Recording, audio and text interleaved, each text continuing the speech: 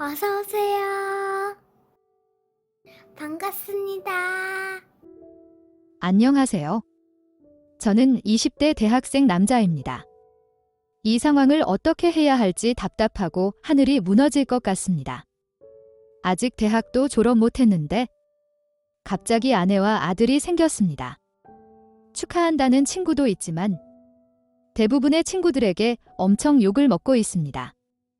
결론부터 말씀을 드리면 중학생 때부터 만나 대학을 졸업하면 결혼을 하기로 했던 여자친구의 여동생, 즉 처제가 될 여자가 제 아내가 되었고 뱃속에 곧 태어날 남자아이가 들어있는 상황입니다.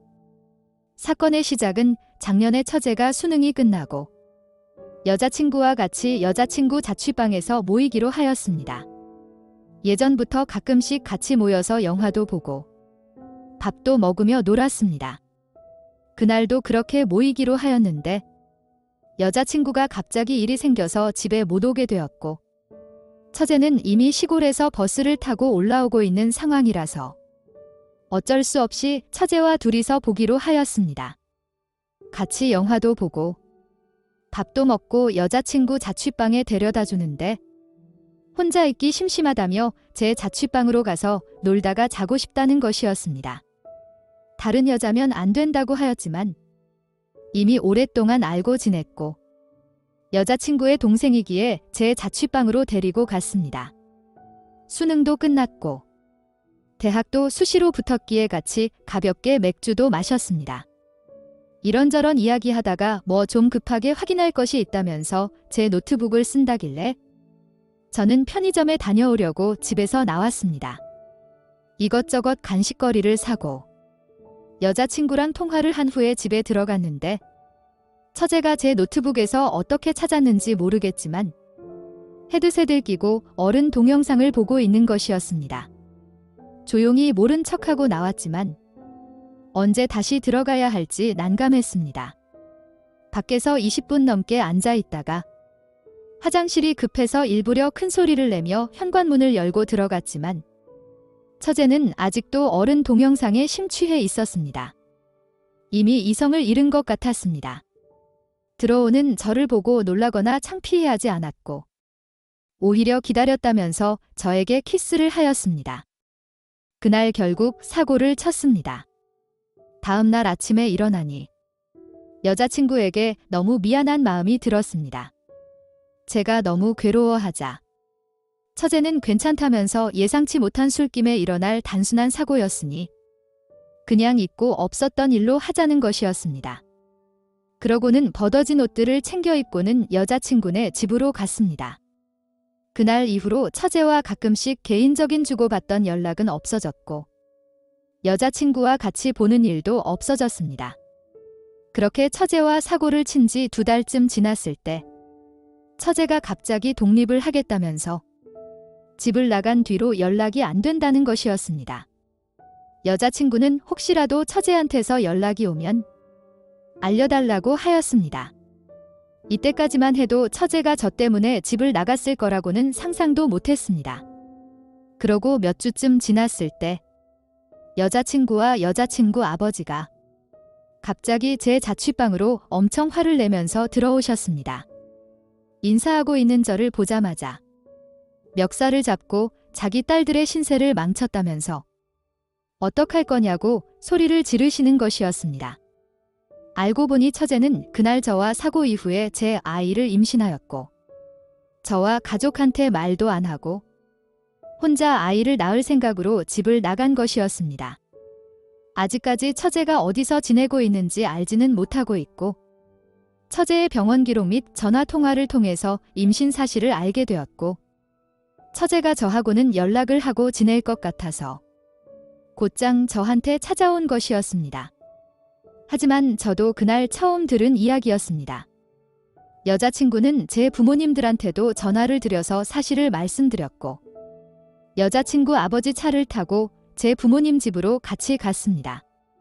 집에 들어가자마자 아버지한테 발로 차이면서 죽을 정도로 두들겨 맞았고 어머니는 여자친구 아버지한테 죄송하다면서 연실 사과를 하셨습니다.